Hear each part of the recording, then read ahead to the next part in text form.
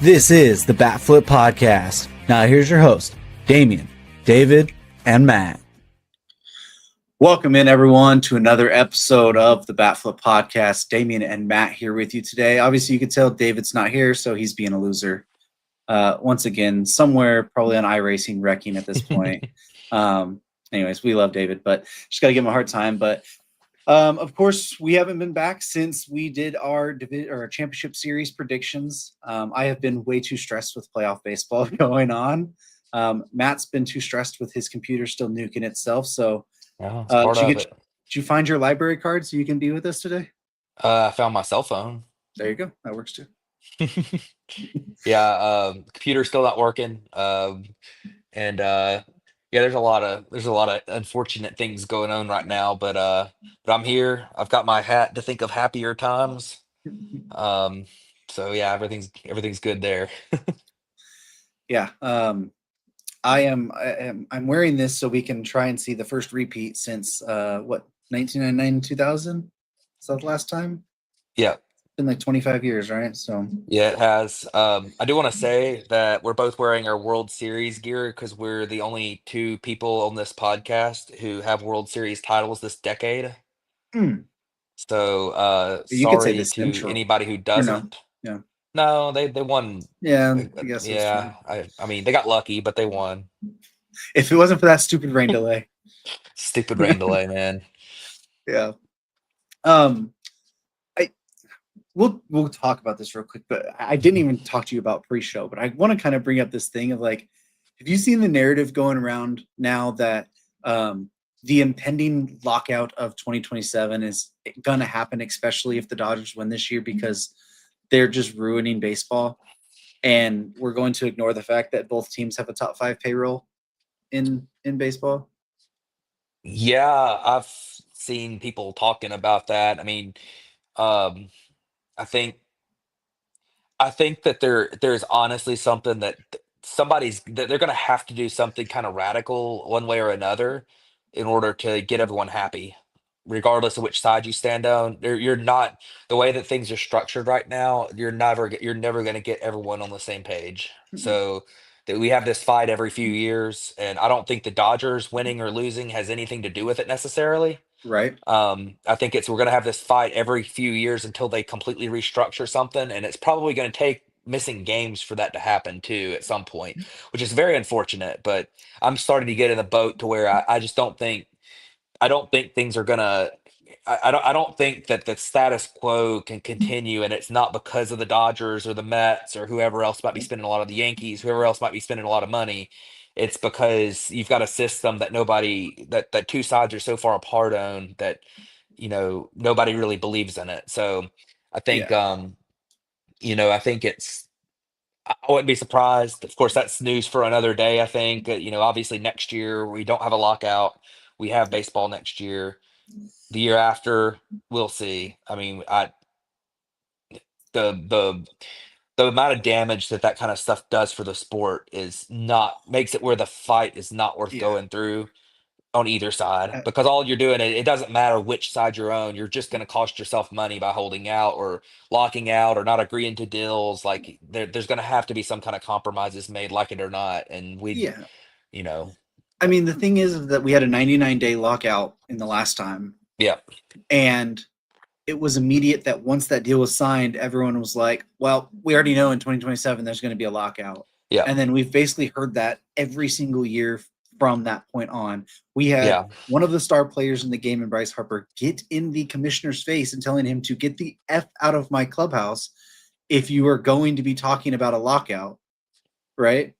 And yet now we're trying to spin it of like, well, if this team wins the World Series, we're going to have a lockout because it's ruining baseball. Buddy, it's already been in the news. Like, everyone's been expecting this for 5 years. From the moment that last contract was signed, everyone knew 2027.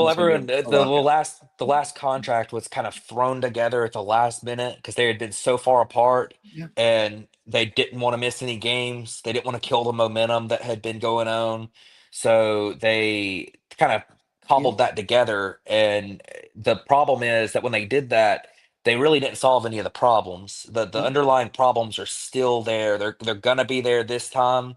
And my assumption is that they'll probably do something similar to what they did last time, where they Mhm. go through a lockout through the off season, they get really close to spring training, and then all of a sudden they lift the lockout.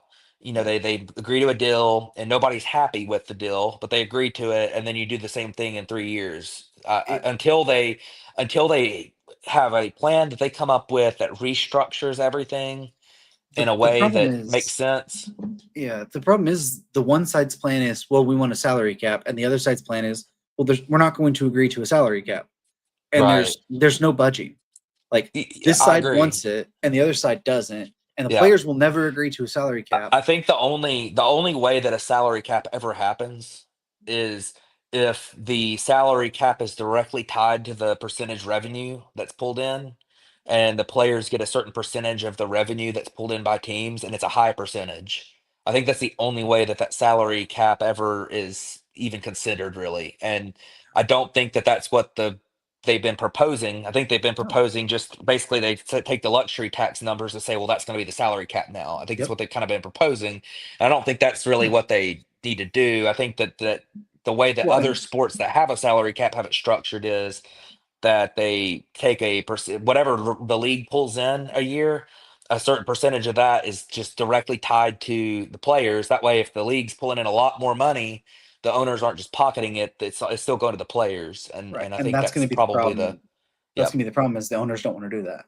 Right, right. So if the owners It's, want a salary cap to keep the, yep. because to be fair, the Dodgers, the Mets, and the Yankees right now, there are a lot of teams that literally can't afford to spend what the Dodgers, Mets, and Yankees are spending. Now they can spend more than they are for sure, and it doesn't mean they can't compete in any given year. But the fact of the matter is that those teams, for it to be fair for every city and every franchise, there probably does need to be some form of cap, but they can't do it in a way that just penalizes players. Nope. So at the same time, like there has to be more structure than what they've proposed. And Yeah. I mean, we are going to have a year of lockout Discussion. collective bargaining discussions. I hate these discussions because Yep. it's just distraction from baseball and the things that we love about the sport. It's really the downside of the sport, and it always has been the history of this Yep. going on. But I guess right now we've got some great baseball that is We being do. played, and we need to talk about it tonight. So, We do. I just thought it was funny that it oh was yeah, for like as soon sure. as that it was like the narrative was Yeah, like, well, this is already going to happen. When I'm like, yeah, have we forgot the last 5 years of conversation that this is already yeah, going to happen no matter what? yeah. Anyways, let's talk about playoff baseball, right? It's probably Hmm. going to anger a lot more people about the first series we're going to talk about and why they want a salary cap and whatever. But Yeah. the Dodgers end up sweeping the Milwaukee Brewers in a series that the scores probably tend to tell you it was a lot closer than probably what it felt like on the game on the field. So we'll run through real quick, highlight some of the stuff, and then we'll kind of go over it all real quick. So game one, the Dodgers win 2-1 in that series or in that game. Scoring started in the sixth inning with Freddie Freeman hitting a solo homer off of Chad Patrick, who had just came into the game for Quinn Priester. Gave him a 1-0 lead. Top of the ninth went back. Max Muncy walked against Abner Uribe, who had been their closer at this point. Kike Hernandez singled. Andy Pajas bunted runners over. They intentionally walked Shohei to load the bases, and Mookie Betts singled to give them a 2-0 lead. Bottom of the ninth, Roki Sasaki came in, walked Isaac Collins right away. Jake Bauers hit a ground rule double that, if that did not go over the wall, was easily going to be a triple, and run was scored. Jackson Churio then hit a sac fly to score Collins. Yelich walked against Sasaki. Then they pulled him for Blake Trinan, who walked William Contreras to load the bases with 2 outs. And he got Bryce Terang swinging after a pitch that should have hit Terang, and Terang jumped out of the way, which would have Yes. tied the game. Got him on a high fastball on that one. So obviously the bottom of the ninth, the deal with Terang and that was pretty big. But real quick, before I go through the rest of the games, we need to talk about this double play that happened in the Yeah. fourth inning, That was because nuts. what a wild play that was. So Tommy Edman walked. Teoscar Hernandez walked. Will Smith and Tommy Edman singled. There was, I think, Freddie flew out to left in that instance too to make it 1 out there. And then Max Muncy hit what looked like a grand slam, to start the scoring off. Sal Frelick goes up, robs the grand slam, bobbles the ball. It hits the wall, jumps back into his glove. They throw it back in, throw it home, get Teoscar Hernandez out at home on a force play, which everyone thought should have been a tag play. Then William Contreras grabs the ball and runs to third base and steps on third base in what they end up calling a forced double play, because they robbed the homer, but then the ball hit the wall, which therefore means that it is a live ball in play. But all of the runners retreated back. So then Teoscar tried to run, got thrown out there, but Will Smith stayed at second base because he thought it was a caught ball. Yeah. And never ran to third. They tagged there. What a wild play that is. It goes in the books as Max Muncy grounded into a double play, which is hilarious saying there, right? Because you look at the notes, it's like ground into a double play, center field to shortstop to catcher to third base. Yeah. And it's like, what? Yeah, I mean that was nuts. That play was it kind of shows you that's the type of stuff in postseason baseball is such a sport that has so many things like that happen that are random. Like you can play as well as you can play, and sometimes you just get terrible luck. And it's the small sample size of postseason baseball, and it's one of the things that makes it really fun because you can have on any given day, you can have a bunch of that kind of stuff happen, and one team beat another team that probably shouldn't win. Right. So that was a pretty crazy play, but yeah, I mean it was obviously it didn't matter the outcome of the game. The Dodgers still won, but that's one of those types of things that could be like a series changing type thing that happens, and it's just there's nothing the Dodgers could have done differently on that. I mean, obviously you could say Will Smith could have gone to third, but it's just hard to. I mean, even for the umpires, that's so hard to officiate that. Like it's and shout out to the umpires because from where they were, like the seeing that hit the umpire who wall. was on third base down the left field line to see the ball hit the wall there and call it on the field that way. Yeah. And then for the home plate umpire to know that he called that and call the force out at home and the force out at third base. Yeah. That was great umpiring. Yeah. Yeah. And it kind of goes to show, they do give the best umpires the postseason assignments. And this is why Angel Hernandez sued Major League Baseball. It's because he didn't get postseason assignments. And he said it was because of discrimination. Well, it's because, no, you weren't the best umpires. So you were probably the worst umpire. So, but these umpires are way better than they get credit for. I mean, people absolutely despise the umpires, and there's times where the umpires try to take over the game and throw people out and do all that kind of stuff, and that's really frustrating. But just because someone's missing a pitch that's like quarter inch off the plate occasionally doesn't mean they're doing a bad job. And hopefully that'll be something that's fixed soon with the ABS system. But I was gonna say umpires will have people will have a newfound respect for umpires next year with the ABS system. Umpires have gotten incredibly good at this. They really have. I mean, and the fact that they're able to get these things right is really impressive. Take it from an Auburn fan who's been dealing with bad officiating for weeks and weeks now. So, would you rather deal with bad officiating or bad coaching? Oh wait, you might have both. I'm dealing with both. Yeah. The officiating is more angering because it kind of takes the integrity of the game in doubt, and then the coaching is something that's our fault. But hey, I don't know what I'll tell. I have a coach saying that there's no problem with the red zone offense, and yet they find out that they are the least efficient red zone offense in college football right now. So anyways, so let's run through the rest of this series real quick. Also in game one, Blake Snell threw 8 innings of 1 hit, 0 earned runs, 10 Ks, faced the minimum there. The only hit was a Caleb Durbin single, who you immediately picked off there. Quinn Priester got 4 scoreless innings after Aaron Ashby did an opener. Pitched pretty well there. Game 2, Jackson Churio led off the scoring in the bottom of the first with a home run off of Yoshinobu Yamamoto. And then top of the second, Teoscar Hernandez homered, Kike singled. Pajes blooped a double down the right field line to score Kike. Then top of the 6th, Max Muncy hit the solo homer off of Freddie Peralta, knocked him out of the game to make it a 3-1 game at that point. Top of the 7th, Shohei singled home Kike for 4-1, and then Tommy Edman, I think in the top of the 8th, singled home Will Smith to make it 5-1. This was the Yoshinobu Yamamoto game, complete game, 3 hits, 1 earned run, 7 Ks. After that Jackson Chourio leadoff homer, he was basically lights out, nails the rest of the day. Yeah. Peralta also pitched really well. The stat line doesn't really back it up with 5 2/3, 5 hits, 3 earned runs, only 4 Ks. But it's a little unlucky too. Yeah, a little bit of unlucky there, but he pitched really well as well. Game 3, Dodgers win 3-1. Shohei led off with a triple off of the opener, Aaron Ashby, for the 2nd time in the series already. Mookie Betts followed with a double to score Shohei. Top of the 2nd, Caleb Durbin tripled off of Tyler Glasnow. Jake Bauers immediately singled him home. Then bottom of the 6th, they had been scoreless ever since then. And it was Tyler Glasnow versus Jacob Mizorowski came in after the opener. And they both playing with the sun and the shadows very well. Will Smith singled, Freddie Freeman walked. Tommy Edman singled home Will Smith, ending Mizorowski's day. That scored Smith there.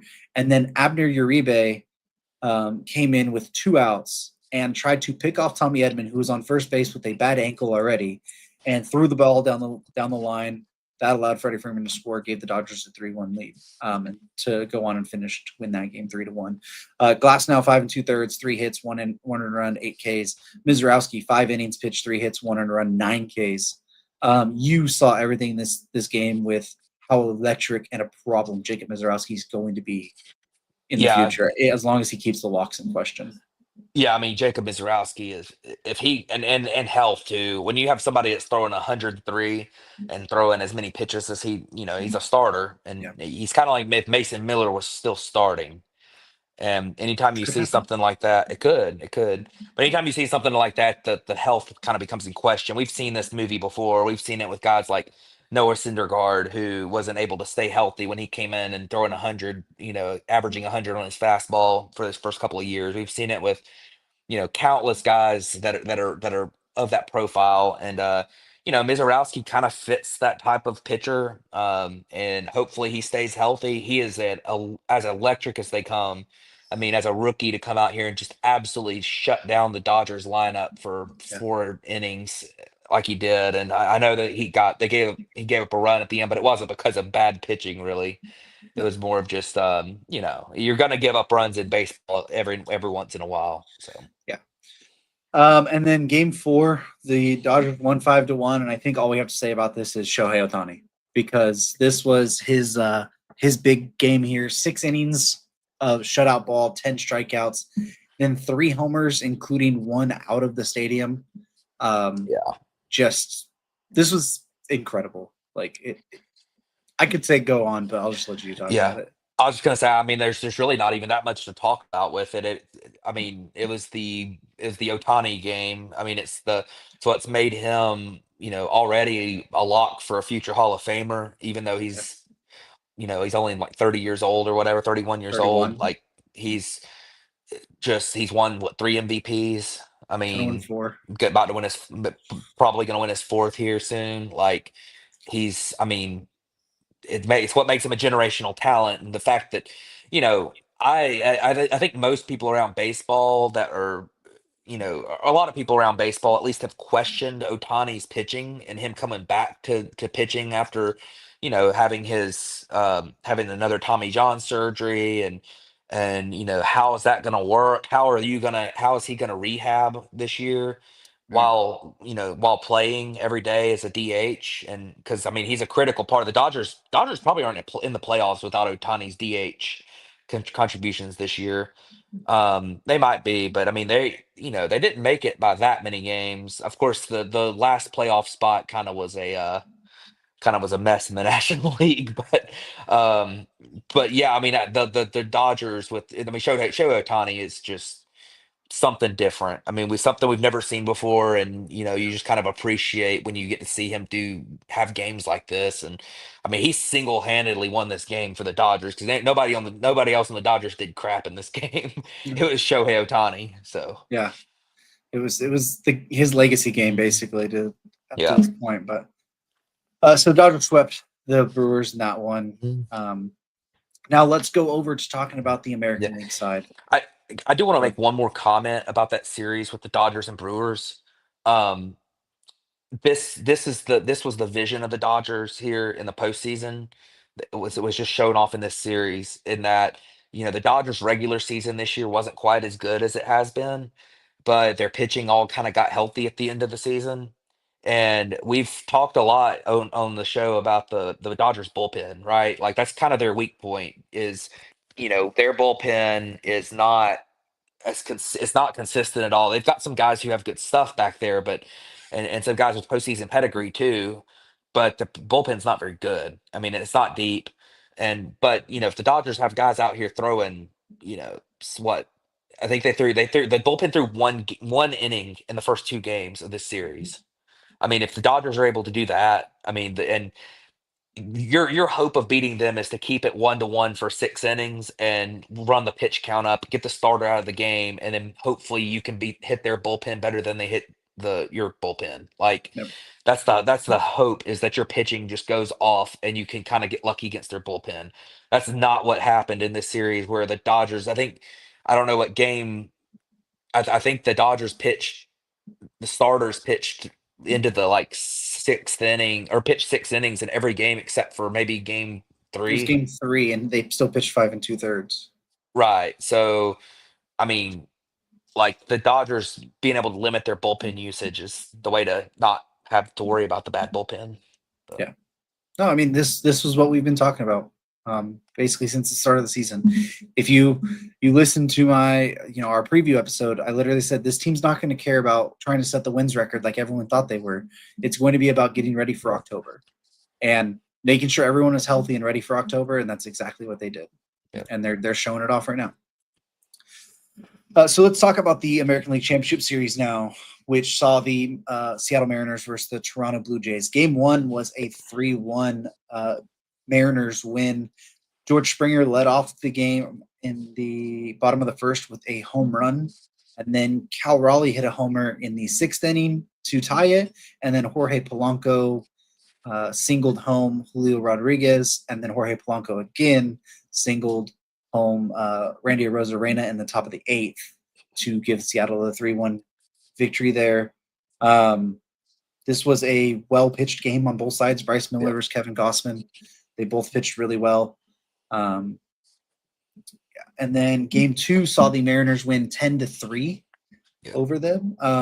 They really just blitzed Trey Savage, got 3 in the first, and then 3 in the fifth, 3 in the seventh. Just really kind of got right after him. Started Nathan Luke's. Have it this way. Julio hit a 3-run homer off of Savage in the top of the first. Then the Blue Jays got 2 back in the bottom of the first with Nathan Luke singling, and then with Alejandro Kirk singling.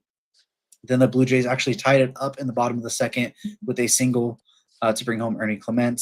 Then Jorge Polanco hit a 3-run homer in the top of the fifth to give them a 6-3 lead. J.P. Crawford single home another run, making it 7-3. Top of the seventh, Josh Naylor hit a homer to make it 9-3, and then J.P. Crawford sac fly to make it 10-3 in that game. Going on to game 3. So both it was funny enough because through both games of the championship series, the road team had won all 4 heading into Seattle, which had the second game of the day, which the Dodgers won their game, obviously. Then in Seattle, the Blue Jays won 13-4 in the first game in Seattle, which started with Julio Rodriguez hitting another homer to make it 2-0 Mariners in the bottom of the first. But then the Blue Jays scored 5 in the third. Andres Jimenez hit a 2-run homer. Then there was a wild pitch to score a run. Then Dalton Varsho doubled to bring in 2 more runs. George Springer in the top of the fourth hit a home run, a solo homer. Top of the fifth, Vladdy hit a a solo homer. And then Ernie Clement singled home. Who scored on that one? Santander scored, who actually ended up getting replaced. I believe it was after this game on the roster or the next game. So Santander will be out for the World Series as well. Nathan Luke's in the top of the sixth brought it in another run, and then Alejandro Kirk hit a 3-run homer as well. And then in the bottom of the eighth, Randy Arozarena homered, Cal Raleigh homered, trying to come back a little bit. Then top of the ninth, Addison Barger homered. that would give the Blue Jays the first game in Seattle.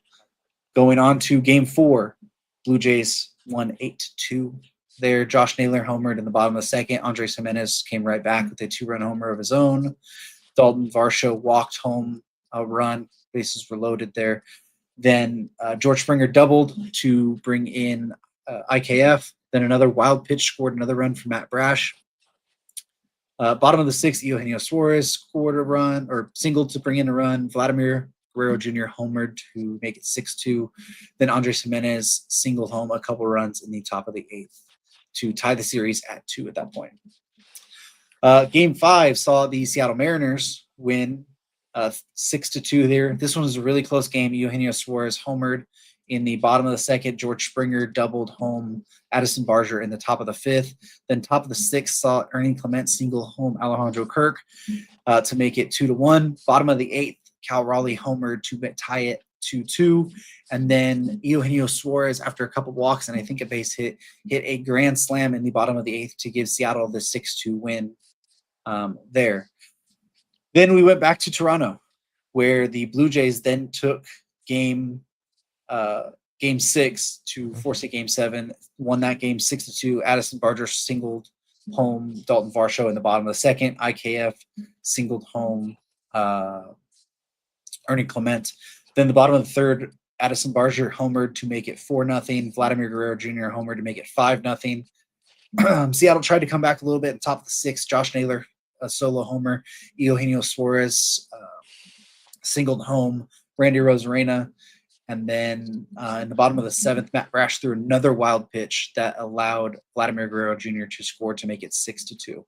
So thoughts on the first 6 games of that series before we get to game 7, which is really where we wanted to wrap it all up. Yeah. Honestly, not too many thoughts. I thought it was kind of what we expected. Both of these teams are really good. You had the games the Blue Jays won. You kind of thought that they'd have a couple games where their offense kind of just jumped somebody. That happened a couple times, and then the games the Mariners won, you showed off the pitching and then kind of some clutch power at the end. I think that's kind of what you saw from both teams is kind of what we expected. Um, Obviously that game 5 moment with Cal Raleigh homering to tie the game in the bottom of the 8th, and then Eugenio Suarez hitting the grand slam. That was a great moment. I'm glad that the Seattle fans got to experience that moment because they Yeah, really haven't had that many moments, absolutely. and they were about to blow their entire lead in their home games. That they were about to get swept in the 3 games at home. So that would have been really tough for them, but they got to experience that. I know that home stadium has had a really fun postseason.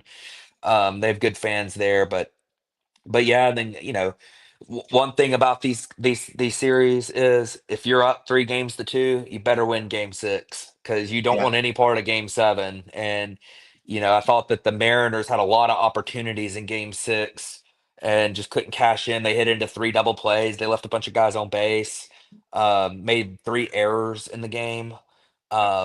It seemed to me like they really had an opportunity to win that ball game and they didn't. And then game 7, we're about to talk about, but game 7 was classic. yeah. Game 7 was a classic, but it was kind of what I expected when you look at game 6 or the first 6 games as a whole, not really each individual game. I didn't expect the Mariners to come out and take both games in Toronto and then Toronto to take the first 2 in Seattle there and Seattle to win game 2 10-3. I wasn't really expecting that. But it was basically Seattle had the pitching, which had been really good. Their offense was a little shaky, but the Blue Jays offense can wake up at any time, but their pitching is shaky enough too. So it was very interesting trying to see that chess match going back and forth and when they were going to go to their bullpen and who they were going to use because Seattle's strength is really the starting pitching. They have a few good bullpen arms, but you don't want to overplay those bullpen arms in a series either because you see those guys too many times in a 7-game period that can really come back to bite you. Yeah. Yeah, I want to shout out a couple of performances in this series before we get into game 7. I want to shout out Bryce Miller in game 1, who had a really rough year. coming out and pitching what 6 innings, 5 2/3 innings, something like that 6 innings, of 6 innings. Didn't give up, but I think he gave up one, right? one He gave run. up the Yeah, run. Yeah, I mean he was incredible in his 6 innings of work. And then the other one was, and that's also after obviously the Mariners had that crazy game 5 where they had to throw yeah. so many innings like 2 days before this too, and they needed a starter to come out and give them some depth in that game. And then the other one was about Max Scherzer in game 4. Um, I don't think anybody really anticipated Max Scherzer coming in and being, putting together a key start in this series. He hadn't pitched in a while before this. He really hadn't been that great this year. Obviously, he's 40 years old. Like he's on the tail end of his career. This might be his last year in his career, and we got a vintage Max Scherzer game. We got strikeouts. We got 5 2/3, giving up what 1 run, um, and What we is it? got he gave up 2. I think so. Um, yeah, we got a Max Scherzer getting pissed off at the manager for trying to pull him, which was awesome. It's just vintage Max Scherzer, so that was really fun to see. They let him go back out there in the 6th inning, and obviously the Blue Jays had his back with 8 runs in that game. But very very cool moment for Max Scherzer to get to kind of show. I tweeted something before the game. I posted the picture of Shaquille O'Neal in the Celtics uniform Yeah, before the game. Said this is Max Scherzer tonight, and then I had to change it to Tom Brady in the Bucks uniform because he pitched so well in that game. right. So very good performance there. It was cool to see. Yeah, it really was. All right, so let's talk about Game 7 because this was a really good, intense game here. The Mariners started off the scoring right away in the top of the first with a Josh Naylor single to bring home Julio Rodriguez. The Blue Jays answered back right in the bottom of the first with a Dalton Varsho single that brought home George Springer. Then the top of the third, Julio hit a homer to give them a 2-run or 2-1 lead. Sorry. Then top of the fifth, Cal Raleigh homer to give them a 3-1 lead, which just looked at that point the Mariners had all the momentum. Looked like the Blue Jays were kind of going to be out of it. And then playoff George Springer is the thing. He hits a massive go-ahead 3-run homer to give them a 4-3 lead in the bottom of the 7th inning, and the Mariners were never able to recover from that aspect. So it sees the Blue Jays win 4-3, win in Rogers Center, get home field advantage for the World Series, which is another thing. They start the World Series on Friday in Rogers Center. Saw George Kirby pitched a decent game, 4 innings, 1 run. I'm not sure exactly why they pulled him there. He's only at 65 pitches. They brought in Brian Wu, which gave up 2 right away. Which Yeah, he had been dealing with some injuries and he had looked decent in his last time, but trying to yeah. bring him Well, out of the bullpen just didn't seem like the yeah. Well, best. Brian. Yeah. Well, I was gonna say Brian Wu put the guys on base, and then for the Springer homer. Yeah, and then Um, Bizardo yeah. gave it up. Yeah. Yeah, I didn't think that Seattle managed this game particularly well. No, Um, I I thought think that, the broadcasters even tried to manage the game better than yeah. Dan Wilson did. I mean, they said like, Yeah, why don't you bring Andres Munoz in here against George Springer? And yeah, they didn't. You yeah. know, Well, one thing too, and Bizardo had a good postseason until that yeah, home run. Like he had been good, but one thing to kind of remember, like, where's Matt Brash at? Because he had been really good this series, and I know he had pitched a lot the day before, so they must have come into this game thinking unless we're going to like 12 innings or something again, like we did in game 5 with the division series, like Matt Brash is probably like we don't want to pitch him. Like he must not be available unless he absolutely had to be. And with that being said, if you're down one of your best bullpen arms, why is George Kirby getting pulled after 4 innings? yeah, Like I know he got blown up in the other game he pitched in this series, but he was pitching pretty well in this one. He's a good pitcher. He's got a good track record, even though he didn't have a good postseason. And I mean, give him one more inning. That way, you're not requiring Wu to give you two and a third innings when he's injured and hadn't pitched much and just doesn't seem to be 100%. And then you also, even then, if you do throw Wu out there for trying to get him 3 innings, you get the opportunity to put Munoz in there instead of Bizardo, because it sounds like they didn't really want to pitch Munoz for too many outs because they just don't think he can go more than 6 outs and pitch effectively. So yeah. um, I would have put Munoz in regardless in that situation. You have to. That was the leverage situation of the Yeah. game. So I thought that was a mistake, but I think that the thing that this is the value that is taken away now in baseball of the starting pitcher going deep in the game is that you you kind of back they were kind of backwards managed this game, and they got to a point to where they had to make a decision on somebody that they didn't really like either decision. I don't think they really liked not going to Munoz there, but they also didn't like pitching Munoz there and then having to have someone else pitch the ninth in a 1-run game or a 2-run game or something. So I would have put Munoz there. I think that would have been the correct decision. But I think the hesitancy is caused by pulling George Kirby early on, which was probably the plan coming in.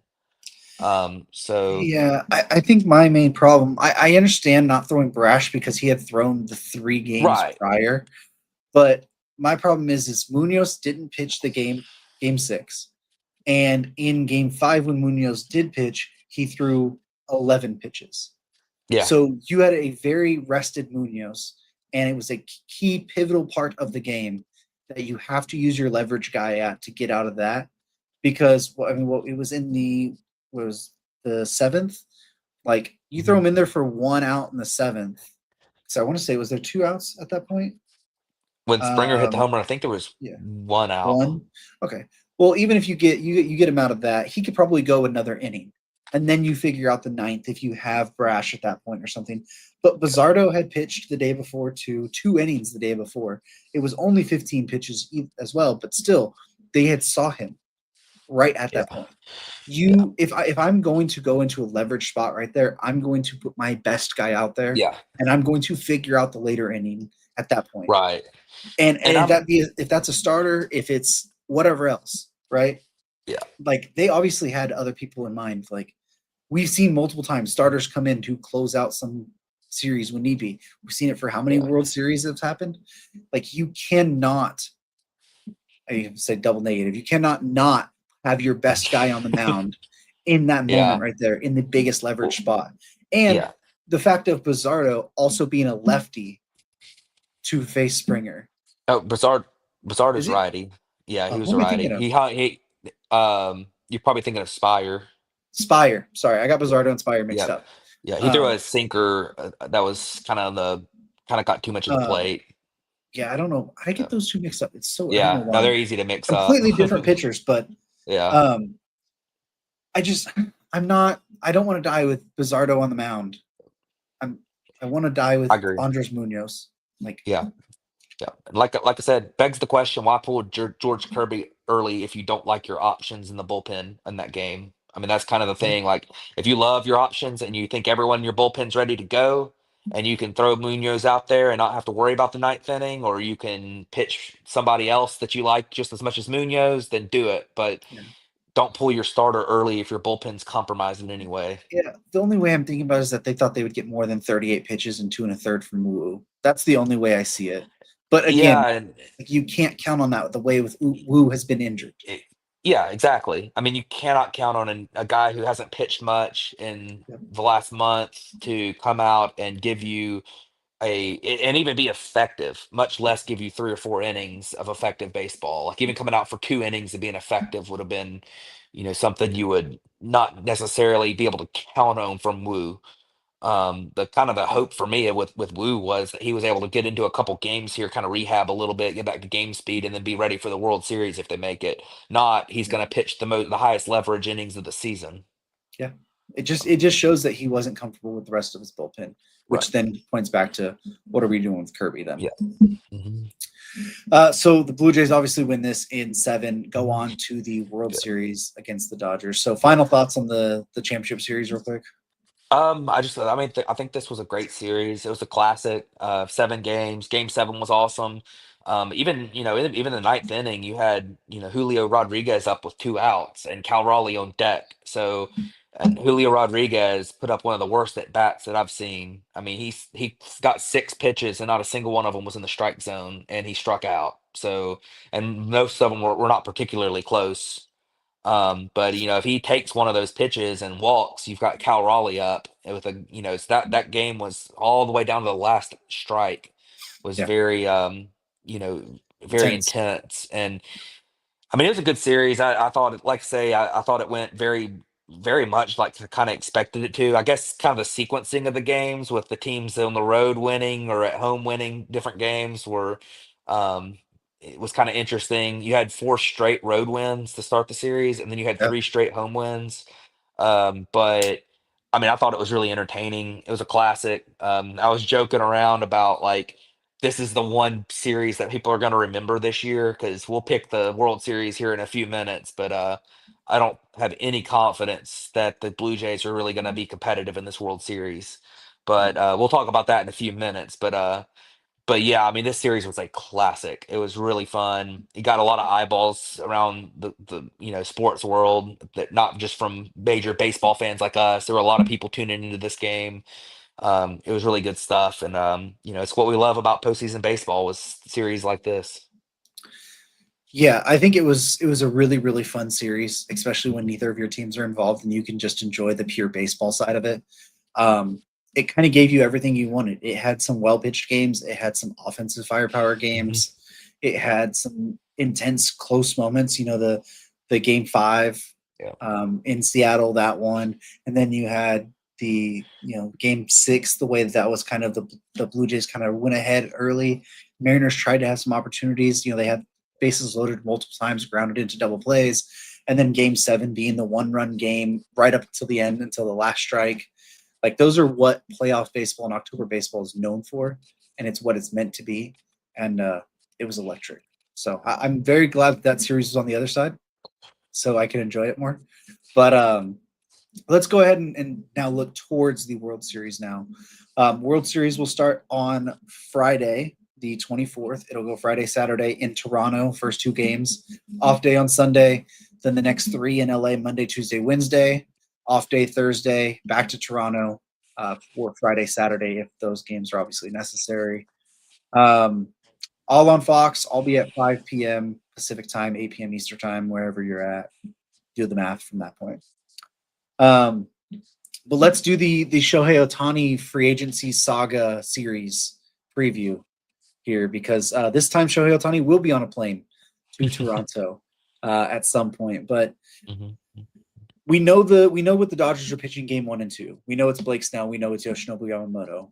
The Blue Jays haven't officially announced it, but we're thinking it's going to be some sort of Kevin Gossman and Yasavage for those games. We'll see how it aligns up that way. So let's go section by section here. Let's go starting pitching. Who's starting pitching would you rather have, Blue Jays or Dodgers? The Dodgers, clearly. Okay. It's pretty easy, right? Yeah. I think Hmm. looking at that. Okay, bullpens. Which bullpen would you rather have? Um, I'd probably rather have the Blue Jays bullpen, but not by a Okay. ton. I think it's fairly close, but I trust more guys in the Blue Jays bullpen than the Dodgers. Okay. Let's go offensively. I take the Dodgers. I mean, especially if part of the Dodgers this season was for the first what until like August, Mookie Betts was not Mookie Betts. Yeah. And when he was not Mookie Betts, and you had Freddie Freeman dealt with some nagging injuries at times in the first half too.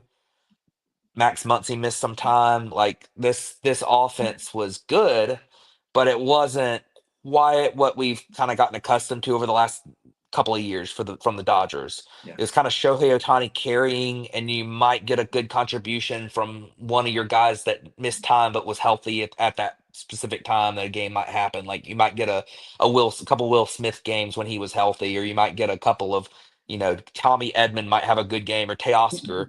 But now that everyone's Yeah. kind of healthy, I mean, I just think the Dodgers lineup is a lot deeper. I think that the superstars in the Blue Jays lineup are fairly comparable at the very top to the Dodgers. Like I don't think there's a giant drop off with a bat from Shohei to Vlad Jr. I think there is a drop off. Shohei's a better hitter than Vlad Jr. at this stage, but I don't think it's like a massive drop off. And I think the way George Springer's played this year, especially the way he plays in the postseason, I Yeah. don't think there's a huge drop off from like Freddie Freeman or Mookie Betts to George Springer. And I think that Alejandro Kirk can hit at times. I think that You've got, the Dalton Varsho's had a lot of power this year. I think the Blue Jays do have some of the top end to compete, but the Dodgers lineup is so much deeper. Like Bo Bichette, if he plays, is that's going to be helpful. But like the Dodgers are going to have like Tommy Edman and Oscar Hernandez hitting in like the six hole. Like I mean, Right. or somebody else that shouldn't be hitting in the six hole, hitting in the six hole, like Will Smith or something. Like it's the Dodgers lineup is just so much deeper. I definitely take the Dodgers lineup here. So real quick, this sidebar, just because you mentioned it, Mhm. would you rather have playoff George Springer or playoff Kike Hernandez? Oh, Springer, but It's Kike close. Hernandez, Kike Hernandez it elevates his game more Yeah. than any other player I've ever seen in the postseason. He's legitimately like maybe not even rosterable in the regular season right now. Like he's genuinely not a very good baseball player in the regular season. Yeah. And then in the postseason, he is like an all-star caliber player. And it's just Dude, kind of crazy to see. it's actually But a lot closer playoff wise than people yeah, might think historically between. maybe, but like right now, I take George Springer still. He's gonna have more pop. But Yeah. I mean, it's fun. yeah. It's a fun Oh yeah. conversation to have. Um, yeah, I think the Dodgers offense is that way too. And Yeah. one big thing is that what has kind of bit the Dodgers so far, I would say bit, right? We've been very good in playoffs, is lefty power arms. Blue Jays don't have any starting pitchers Nope. that are lefty power arms. And Nope. even their bullpen, like Yeah. I will say What it Mason Fluharty, he Yeah, like I was gonna say he was Fluharty's their only one. he was very good against the Dodgers in the Yeah. regular season. Even though the Dodgers took 2 out of 3 in LA, that was the one series they played. Mhm. But Fluharty is really good Yeah. there. But that's one of their big things. They don't have any real key lefties, so that's going Yeah. to allow Max Muncy to stay in the lineup. That's going to allow Freddie Freeman to stay up at the top. You're not going to be bringing in stuff for Shohei Ohtani, and you're not going to have the flexibility to do openers really either to try and stop that lefty at the top of the lineup there. So, okay, two more defensively. Which team would you rather have, the Um, Dodgers or the Blue Jays? I was gonna say I'd probably rather have the Blue Jays Yeah, defensively. The I do Dodgers too. have a lot of like Max Muncy at third Hey, he's been and good, but Teoscar Hernandez in outfield is not. Teoscar Hernandez in right field. I mean, even like you know, I don't know. I mean, we saw. I mean, they've got some good defenders on the infield. Freddie Freeman's really good at picking the ball at first base. But his range is not quite what it used to be. Yeah, Playing defense. Um, I think Will Smith's gotten a lot better as a catcher defensively, but he's probably not quite like he's not like a star defensive catcher at all. He's better than he used to be, but he's still, he's probably average, big league average for catcher, which makes him an all-star player because of his offense at catcher. But I do think I I do think I would take the Blue Jays defensively in this. yeah, I agree too. Yeah, I think they're very kind of yeah, underrated defensively. yeah. I'll say they will take a step back defensively if Bo Bichette's playing though at Yeah, shortstop because which right it now does. Good. Yeah, I was gonna Andres Jimenez is really good at shortstop Yeah, and Bo Bichette is not good at shortstop. it does sound like Bo is expected to be back. Um, Yeah, we will see what that fully entails because he didn't look the other day trying to run the bases. It didn't look good, but maybe that's some gamesmanship, yeah, or maybe he's not fully healthy and they're trying to use his bat and then maybe defensive replace him in the fifth inning or something. yeah, Um, because like Ernie Clement is playing really well too, so it's like, yeah, where are you going to move? Who are you taking out of the lineup at the time? I mean, the way this team's playing, you might also just say like, we're just going to roll with what we got. yeah. Um, it'll be interesting. Before we move on to the next one, we guys said the Bakersfield Blaze are going to take the World Series, and Aaron Rodgers is going to throw 12 strikeouts, and Ohtani will kick a field goal of 47 yards and get iced by the Lakers coach. Do it, lady. Thank you. Just covered all the sports there. I agree. The Bakersfield Blaze are going to win the World Series because they are your Bat Flip Podcast Dynasty League champions this year. Don't forget that. Mhm. Base running, because this is actually a big thing that we saw come into play in the game one of the Dodgers Brewers series, right? I know it's not like a stat that you can kind of really look up, but just intangible wise, like which base running team would you rather have? Um, Honestly, I don't know that either team are particularly good on the base paths. Sure. I'd kind of call it a wash. I mean, probably the Dodgers just because Shohei Ohtani, being able to when he gets, I mean, when he's not hitting home runs and he's actually on first base instead of just not having to run the bases at all. Right. He's a really good base stealer. I mean, Mookie Betts has a reputation for being a good base runner. You got like guys like Tommy Edman, who's typically a good base runner. I'd probably take the Dodgers there. I don't know of anybody on the Blue Jays that's just particularly good on the bases. I mean, Springer used to be really good, but he's slowed down a little bit. Yeah. Jimenez is pretty good. It's not like they're bad on the base. I think Durbin's Varsho. pretty good too. Varsho's good. Like they've got some good base runners, but I don't. I think the Dodgers have some more Yeah. like excitement and explosiveness on the base paths between Yeah. Otani and really mainly just Otani, but because I mean he's gonna if he gets on first base, there's a pretty good chance he's going. So We'll see. I mean, he stopped more now that he's been pitching, but I bring it up because that was a big thing. Milwaukee was very, very good at running the bases. And whenever they needed the extra base, they got the extra base. Mhm. So that could play very key into a series like this. Yeah. All right, so let's do our official predictions. And before we get to it, David has picked the Dodgers in 5. So let that base off your decision. Yeah, I mean, I thought David said the Dodgers in 4. I think he switched it to Dodgers in 5. Okay, I must have missed when he switched it. I mean, baseball is a weird game, and there's never a guarantee in baseball at all. You have upsets that happen, and but I mean, I think you'd be crazy to not pick the Dodgers in the series. The Blue Jays have a good team. They've been good all year.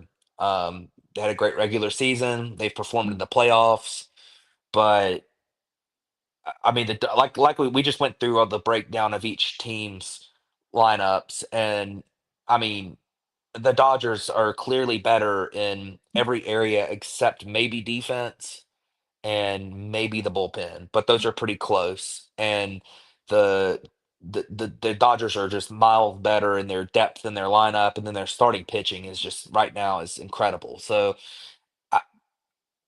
I think that the Blue Jays probably win a game here, and they might win 2, but I do not see them getting more than 2. I'm gonna make my pick the Dodgers in 5. It could go 6. I don't think it'll be a sweep. I mean, at some point, like the Dodgers aren't gonna win, or probably not gonna win 8 games in a row in the postseason here. But or I guess it'd be what not it would be 9 in a row, right? They would have won if they Yeah. sweep them.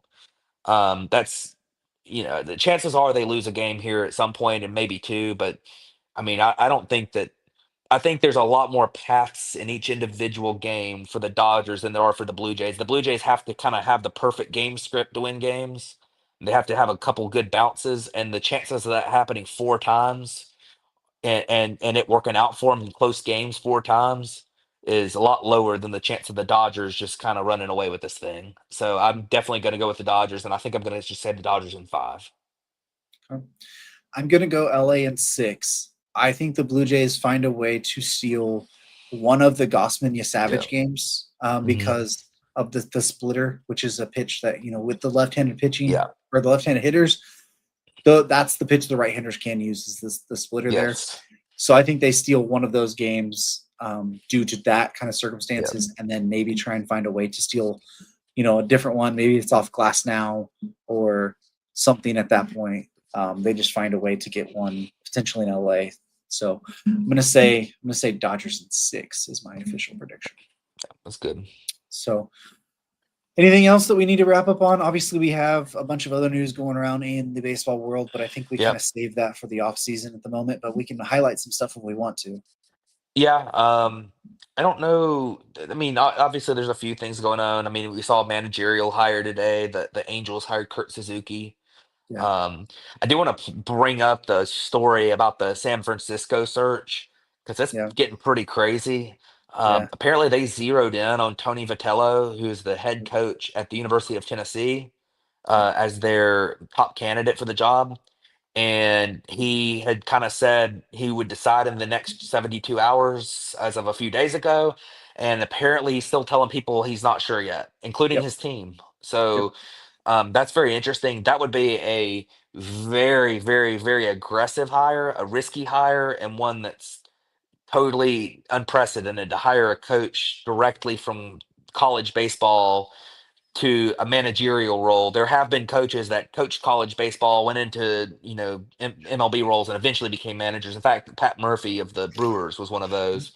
But there hasn't been a coach ever get directly hired to an MLB managerial job from a college head coaching job. So that'll be very interesting. Obviously, Tony Vitello's, you know, his record at Tennessee speaks for itself. He's been an Yeah. excellent college baseball coach.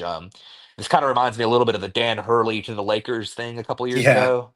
That's kind of what I've Yeah. been thinking the whole time is like it's that kind of deal with the coach and being super successful in college, and then they're having the same kind of saga play out where they're trying to decide, and it's gonna be interesting. But yeah, that's Yeah. that's pretty much it. I guess obviously most of the news will come out the week after the World Series ends with a lot of player options and teams Yeah. working out deals with their own free agents on extensions and stuff. There'll be some of that happening, but until then, managerial searches are kind of the big thing right now, and kind Yeah. of what we're looking at.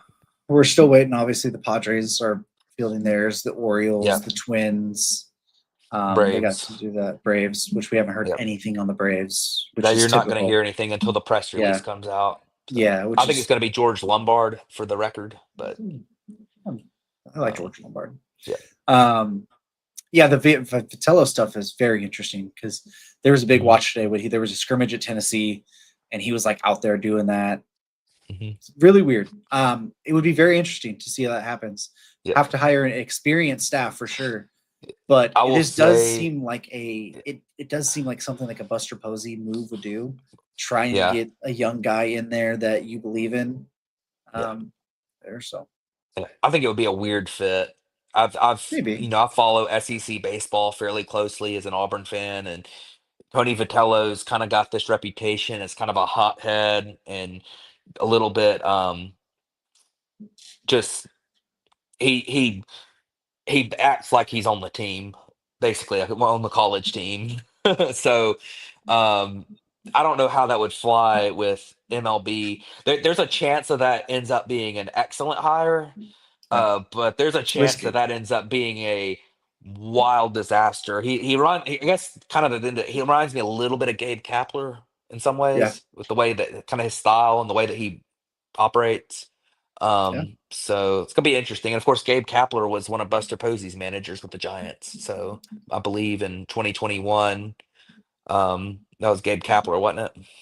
I think he was there in 21, Yep, I think right? so. I believe so. That was the year that they won like 107 games or whatever. Yeah, yeah. Kapler was They, there that yep, year. yep. So, So that's pretty much what we got for this episode. We will try to figure out what our schedule looks like moving mhm, forward. I would like to try and come back before the World Series is over, maybe break yep, down some of those games beforehand, but just tune into our Twitter or our YouTube, which is the two yep. places you'll usually see us go live. So you don't miss out on any things. But anything else you want to wrap up on real quick? I don't think so. Hope everyone enjoys the World Series. It should be a fun one. And we got more off-season talk soon. If your teams aren't included in this World Series, it's coming. So Yep. it'll be interesting. But yeah. All righty. Well, thank you guys for tuning in. Don't forget to like, comment, and subscribe on this video on YouTube. If you're not watching on YouTube, go over there, give it a click, give us a like, give us a comment, give us a subscribe there. We're trying to grow that platform a little bit more. So we'll be doing a bunch of content on YouTube only, specifically during the off season. So don't forget to comment, subscribe over there, and we'll catch you guys back on the next one.